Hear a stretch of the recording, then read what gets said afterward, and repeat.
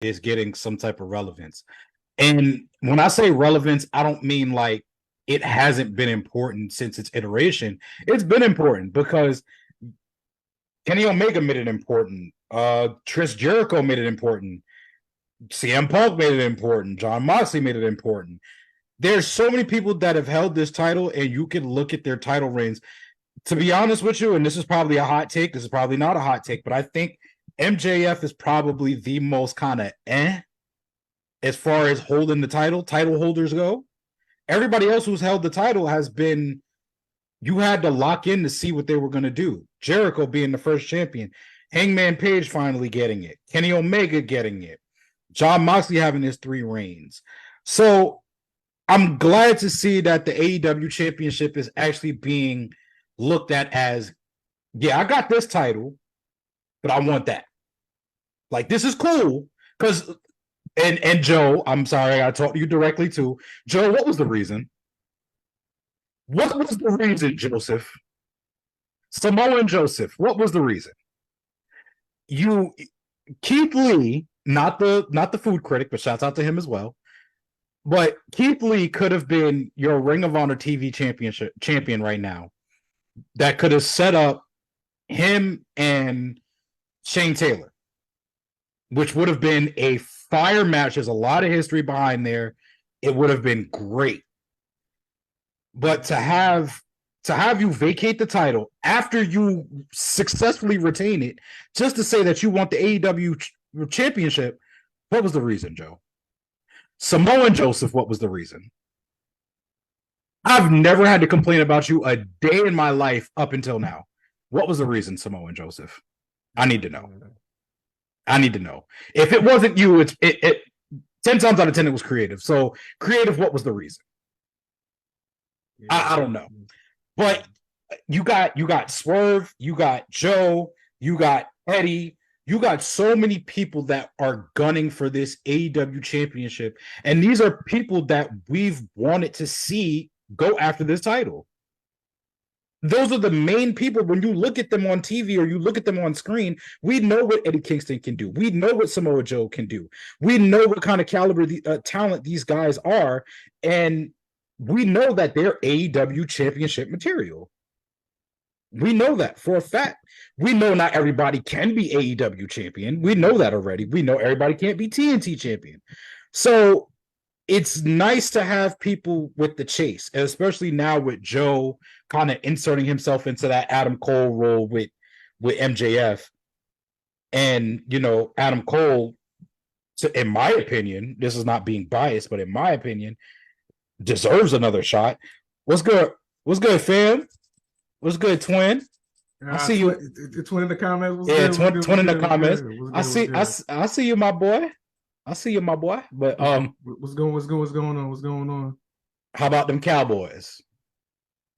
We ain't gonna get into that. I just want the whatever. Well, anyway, so we're on podcast for that. Because the Giants stink. You got so many different contenders for this title. It makes for great TV, and it sets you up for months. And of course, the big thing going into next year is going to be Sting's retirement. They're going to make a big deal at Revolution come February for that, which we're going to do. Announcing it now, we're going to do our own show. We're going to do our show. When is that? Whatever day in February that is, it's going to be dedicated to Sting. We'll talk Sting matches, Sting as an impact in wrestling, and all that good stuff. But yeah, I agree with you. AEW, you're doing something right. You're doing something right, and you're making this title feel like, if I put it up against the WWE Championship, it's it's neck and neck almost. Mm-hmm. So you're doing something right. Staying on topic with AEW, how did you feel about Tony Storm getting the title back? I hate the fact that Sheeta had to be the fall again. It's almost the equivalent of when every time Asuka has the strap on the main roster, insert Charlotte to come take your title, or some blonde woman to be like, yeah, I'm gonna be champion. But at least this time it was Io. that took the title from Bianca and then made sure that Asuka stayed away from it. But it's just like, yo, damn. Anytime when it comes to someone Japanese, it's either a blonde woman or someone who you're not gonna basically push. But for Toni Storm's gimmick though, we all know Toni Storm can wrestle. We've seen her wrestle. Mm. Right now, she's putting quite honestly her best character work on screen. That's another person who was from WWE, who was at WWE, who went to AEW, and their character work, not their in-ring work, their character work is what is getting them to the dance. Like how Swerve with Big Pressure and Prince Nana got him to where he's at now.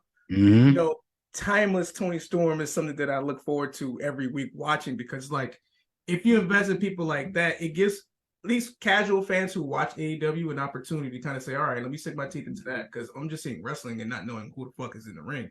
Like, I'm not going to care. Like, I can just see wrestling anywhere.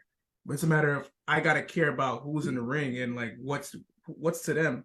Like, how's that going to draw me? So, with her as champion, I think it does work. I just hate the fact that Sheeta had to be the fall person. Yeah, I didn't like that. I didn't like Sheeta.